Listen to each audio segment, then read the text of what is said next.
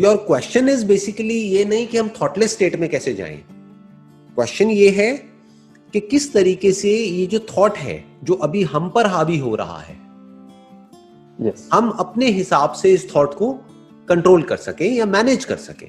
जब जरूरत हो थॉट की तो हम उसको यूज करें, जितनी जरूरत हो उतना यूज करें, और जब जरूरत नहीं है तो इस थॉट से हम फ्री हो सकें।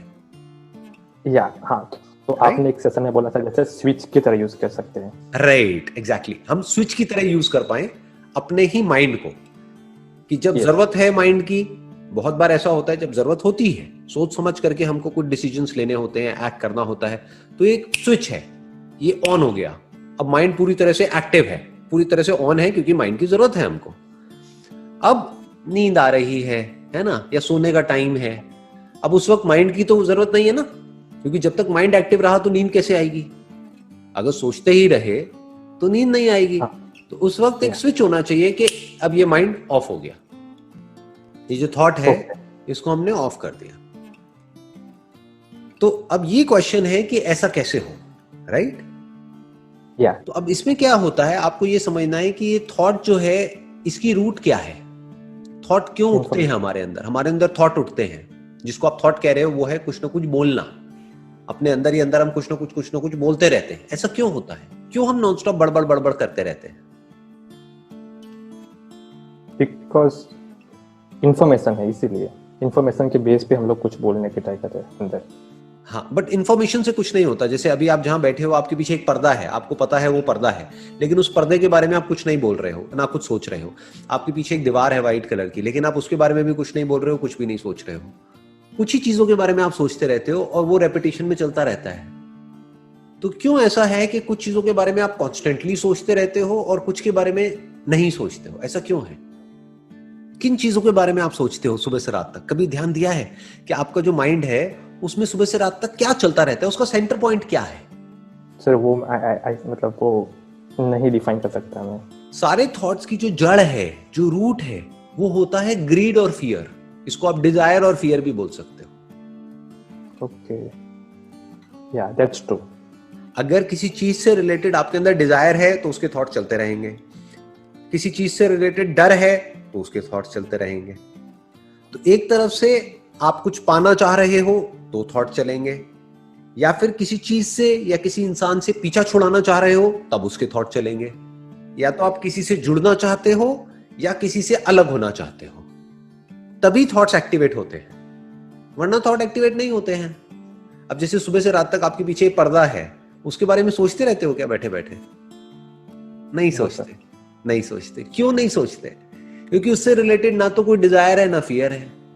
प्रॉब्लम क्या है कि हम रियलिटी से कटे हुए हैं। हम कुछ भी सोचते रहते हैं। क्यों?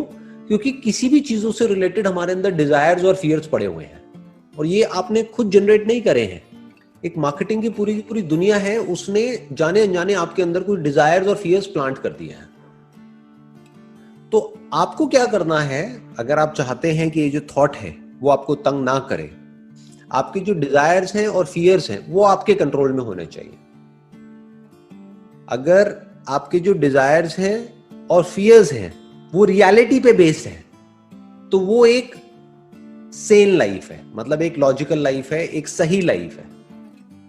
बट अगर आपके डिजायर्स और फियर्स इमेजिनेशन पे बेस्ड है, या फिर किसी और ने आपके माइंड में प्लांट कर दिए हैं, अब आपका माइंड रेस्टलेस हो जाएगा। अब थॉट्स अनलिमिटेड चलते रहेंगे। तो अब जो भी कुछ हो रहा है आपके आसपास में, उसको आपको क्वेश्चन करना होगा। अगर सारे पागल हैं तो इसका मतलब ये नहीं है कि हम भी पागल हो जाएं। अगर सारे बेवकूफ हैं तो इसका मतलब ये नहीं है कि हम भी बेवकूफ हो जाएं। Make sense? अगर मेजॉरिटी एक गलत डायरेक्शन में भाग रही है, इसका मतलब ये नहीं ना कि हम भी एक गलत डायरेक्शन में भागने लग जाएं, बल्कि हमको सीखना चाहिए कि देखो ये बेवकूफ हैं, मरने के लिए जा रहे हैं, सारे के सारे सब एक ही डायरेक्शन में भाग रहे हैं, सब अपने आप को एक दूसरे से कंपेयर कर रहे हैं और अंदर ही अंदर मर रहे हैं, अंदर ही अंदर एक दूसरे से जल रहे हैं। उसके कॉन्सिक्वेंसेस क्या हो रहे हैं? खुद ही परेशान हो रहे हैं। करेक्ट। तो हमें भी क्या ऐसा ही बनना है, ये अपने आप से क्वेश्चन पूछना है, या फिर कुछ ऐसा बनना है जो रियलिटी के बेस पे एक्ट करे। अगर इतना सा आप कर सकते हो तो आपकी जो लाइफ है उसका कंट्रोल आपके हाथ में है। आपके जो थॉट्स हैं उसका कंट्रोल आपके हाथ में है, आपके जो डिजायर्स हैं उसका कंट्रोल आपके हाथ में है। जैसे आपका कोई दोस्त है, मान लो आप और वो एक ही लेवल पे हो, एक ही कंपनी में जॉब करते हो, वो अफोर्ड नहीं कर सकता है, लेकिन कोई ऐसी बहुत महंगी गाड़ी लेकर के आ गया इंस्टॉलमेंट के ऊपर, तो क्या वो समझदार है, बेवकूफ है? बेवकूफ है। तो आपको अंदर से पता होना चाहिए कि वो बेवकूफ है। उसको देख करके ये नहीं इमेजिन करने लग जाना है कि एक दिन मेरे पास भी ऐसी गाड़ी होगी। राइट।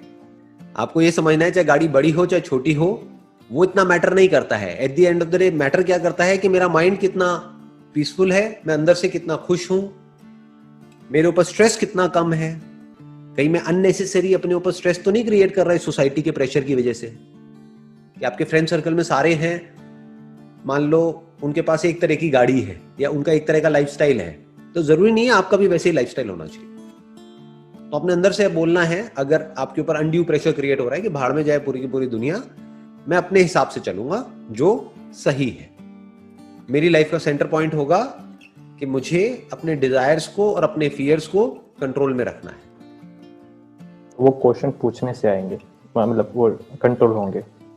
राइट। और फियर भी अगर आप ध्यान से समझोगे ना, और जैसे जैसे बारीकी से आप समझते चले जाओगे, मैं ये दो बोल तो रहा हूं लेकिन एक्चुअल में दो नहीं है, ये एक ही है। डिजायर और फियर दो नहीं है, ये एक ही है। जिस चीज का आपके अंदर डिजायर होता है उसी के खोने का आपके अंदर डर भी होता है। जिसका डिजायर नहीं होता उसका डर भी नहीं होता। तो अपने डिजायर को बारीकी से समझना होगा कि मेरे अंदर किस किस तरह के डिजायर्स हैं, वहीं से थॉट्स उठते हैं। क्या वो सारे डिजायर्स इमेजिनेशन पे बेस्ड हैं या रियलिटी पे बेस्ड है? जैसे एक डिजायर है, मान लो आपको प्यास लगी है, पानी चाहिए, तो क्या ये इमेजिनेशन है? नहीं, ये रियलिटी है। तो ये डिजायर हमारे अंदर होना भी चाहिए। भूख लगी है, खाना चाहिए, तो ये डिजायर होना भी चाहिए। राइट। बट ये स्टेटस, मेरा स्टेटस बढ़ गया है, मेरा स्टेटस कम हो गया है, समझ गए? ये सब क्या है? ये सब इमेजिनेशन, ये सब कोई रियलिटी नहीं है। अपने माइंड में आपके ऊपर है, आप इसको कितना इंपॉर्टेंस देते हो।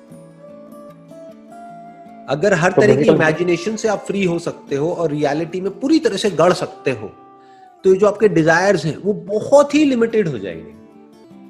तो आपकी जरूरतें बहुत ही लिमिटेड हो जाएंगी। तो जब जरूरतें बहुत ही कम हो जाएंगी तो डर ऑलमोस्ट निकल जाएगा अंदर से। मतलब मान लो किसी की जेब में पैसा नहीं है लेकिन वो एक बहुत महंगी गाड़ी खरीद के ले आया। अब उसके अंदर डर है कि अगर मेरी नौकरी चली गई तो ये गाड़ी भी चली जाएगी, फिर मेरी इज्जत भी चली जाएगी, फिर मैं कहीं का नहीं रहूंगा। समझ गए? तो ये सब कनेक्टेड किससे है? उसके अनरियलिस्टिक डिजायर्स से, अनरियलिस्टिक एक्सपेक्टेशंस से, जो इमेजिनेशन पे बेस्ड है। रियलिटी में आप जितना गढ़ोगे, जितनी आपकी लाइफ सिंपल होती चली जाएगी, डाउन टू अर्थ होते चले जाओगे, उतना ही पीसफुल होते चले जाओगे। जो भी आपके डिजायर्स हैं, उन डिजायर्स को पूरा करने के लिए जो भी आपको करना है, डिजायर्स को पूरा करने के लिए कोई काम करना पड़ेगा। उस काम में सक्सेसफुल होने के लिए जो बेस्ट पॉसिबल स्ट्रैटेजी होनी चाहिए, या जिस भी तरह से उसमें सक्सेसफुल हो सकते हैं, उसको मैप बोल सकते हैं एक तरीके से, वो ऑलरेडी है। बस हमारा दिमाग उस मैप की तरफ नहीं है। We never try to figure out the map, we never try to figure out कि ये जो रास्ता है यहां तक कैसे पहुंचना है, उसकी क्या स्ट्रैटेजी होनी चाहिए। तो जो डिजायर्स है वो प्रॉब्लम नहीं है। ऐसे डिजायर्स जिसका आपको पता ही नहीं है कि मैं क्या करूं, कैसे करूं, कॉन्फिडेंस ही नहीं है, फिर भी आप उसको पूरा करने की कोशिश कर रहे हो, वहां पे प्रॉब्लम है। इफ यू अंडरस्टैंड कि कैसे उन डिजायर्स को पूरा किया जाता है तो जर्नी मजेदार बन जाती है।